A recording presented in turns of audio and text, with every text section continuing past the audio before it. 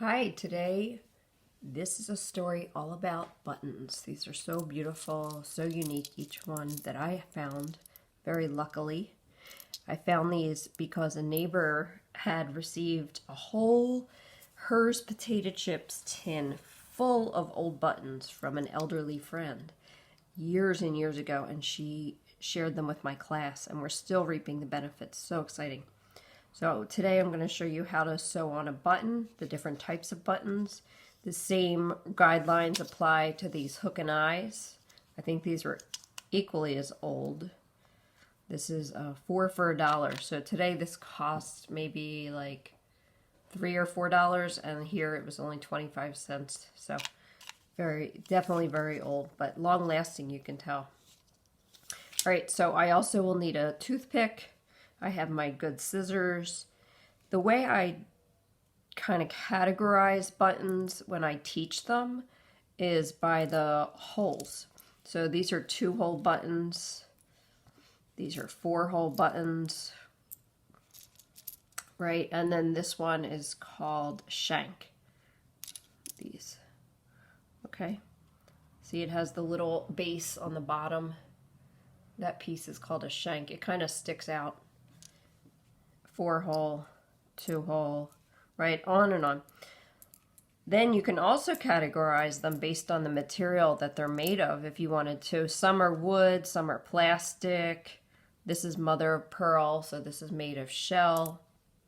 This fabric covered button is great when you want to match the fabric to your buttons on your garment. And I can show you if you want. Let me know down below if you want a video on how to make your own cloth covered buttons. This one is so cool because it has a cloth base as well. It's a little nub of fabric sticking out. So that's what you'll grab onto when you're sewing. And yeah, so these are pretty old, really, really cool. Some of them are older than others. All right, so let's get started right now. I like to use embroidery needles. You guys probably already know that, just because then I never have to buy 2 sets of needles. I use my embroidery needles for everything. And let's say that this is my garment. I'm going to start on the top where the button will be, okay? So I'm going to start basically in between the fabric and the button. I'm going to start on the top, take a stitch downward, and back up. And that way the knot is hidden in here. That serves 2 purposes. One is that the knot will not show back here, which is great, ideal. The other thing is, if the knot were back here and I were constantly using this garment or wearing it, every time I rubbed on it just to put the jacket on or whatever it was, or just in general use, it would get rubbed on and the knot would eventually come out.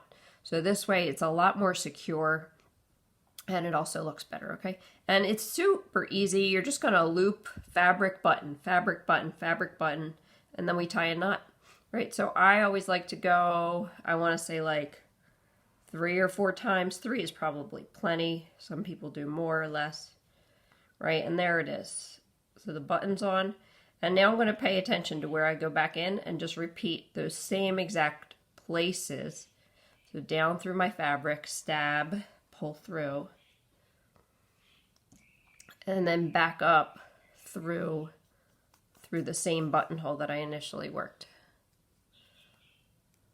And if you're not sure, you just kind of turn it sideways and you can feel your way. But try not to let the button move, because then you'll have stitches in different places.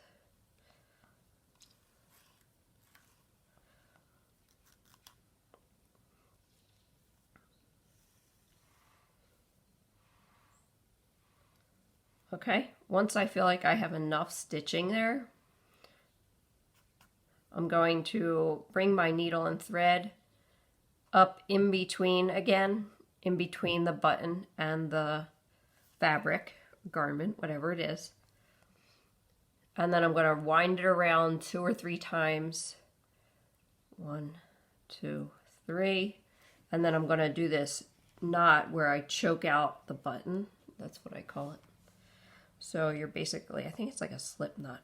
Okay, so I wound it around, and now I'm going to loop around and make a knot that way. Pull through the loop.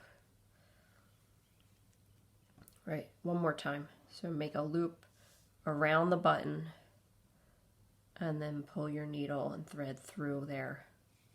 And that's it. And then I would push to the back and snip my thread right off the back. I'm going to do another one real quick. Let me show you. 4-hole is just about the same thing. And a lot of people I see do 4-hole where they do 2 straight lines, like double lines, like an 11. Or I see a lot of people do X's. So I always thought the X's were the proper way, but I guess there's more than one way to skin a cat. So it's the same idea. You're going to come up and loop one way and then the other. I usually do 3 or 4 stitches. So if you're wondering what the toothpick is used for, again, this is a practice that I learned many, many years ago, and I don't see it used a lot, but I'll show it to you anyway. Is the toothpick goes in between the button and the fabric to leave a little space. And the space is so that when you're using the garment, you know how you put the button through the buttonhole, right? It needs that little tiny gap sometimes so that it's not just right up against it. It won't be as tight. It'll be a lot easier to get on. So you would definitely need this with thicker fabrics.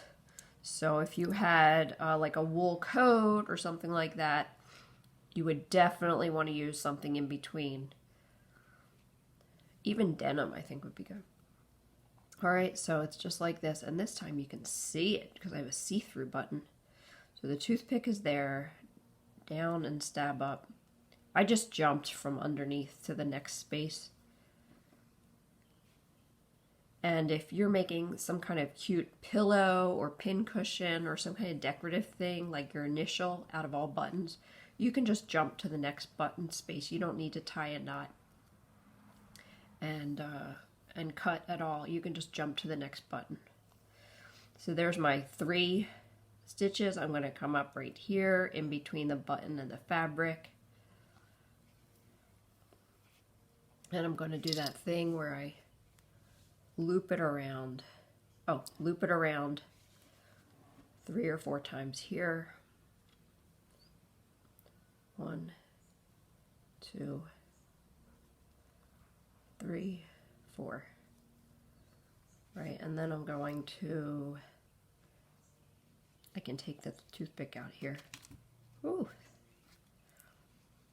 And then tie the knot again here. Do that one more time. Loop it around. Pull the knot through. And then I would go underneath and snip my thread underneath. Right, and I'm going to go on to the next button, but I'll show you anyway. When you cut fabric, anything, it's snip threads. Make sure you hold your scissors sideways like this rather than straight into the fabric, right? You have to make sure that you don't cut your fabric. That would be such a sad thing if you made this whole garment, oh my gosh, and then you went to just sew the buttons on at the very end, and you went to snip it and you snipped a hole, right? How awful. I am only using red thread to be able to show you. Choose your color thread based on how you want your garment to look, right?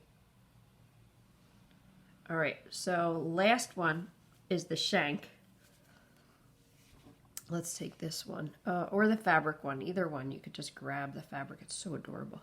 And this one, I like to use the toothpick sometimes. Again, just if you have thicker fabric, right? So again, knot goes on top, so needle stabs down from the front to begin with. This is going to show a little bit too long, so I'm going to cut that. And then I come right back up nearby, not on top of it. If I came up on top of it, it would no longer be a stitch. And I just grab the button, same exact thing, right? And this time I can tilt everything to the side so I can see it as I work.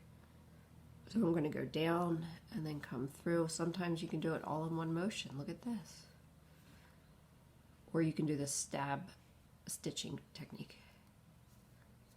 Right, and again, 3 or 4 stitches is usually plenty, depending on your fabric. Feel your fabric. That's what will let you know. Right, wrap it around 3 or 4 times. And I'm going to do that knot.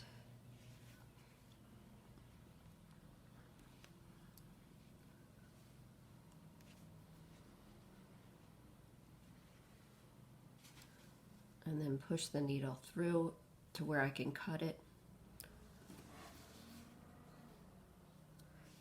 And all I have there is the stitching that was in the exact same place, right? Well, I did the shank button. All right, so there you have it. If you want to make your own buttonholes, don't just cut a slit. What you would have to do is that buttonhole stitch that I taught you with the needle book. Do that first, and then second you would cut and you fold your fabric. When you're cutting open a buttonhole, you fold it like this and just a little snip. And then you can cut it open. So if you're working on felt, you could snip and then do the buttonhole stitch super, super close together. It's also called blanket stitch. But you work very, very closely together for the stitches, and that would make a nice buttonhole. These hook and eye are super easy. So both sides have these little loops, and you just sew the loops that are on each side here and here, just like you would a button. Same on this side. Right, and you have to measure very accurately, make sure they're going to match up. But it's the same kind of thing, okay? Well, I hope you guys have a great October. Tell me down below in the comments, what's your favorite thing about October? I love October. I love autumn and all the changes it brings. Let me know. I finally, maybe we'll get to turn on my fireplace by the end of the month. I enjoy that greatly. Let me know what's your favorite thing about October. And next time I will be doing embroidery, so watch for that video, okay? Thanks for watching today.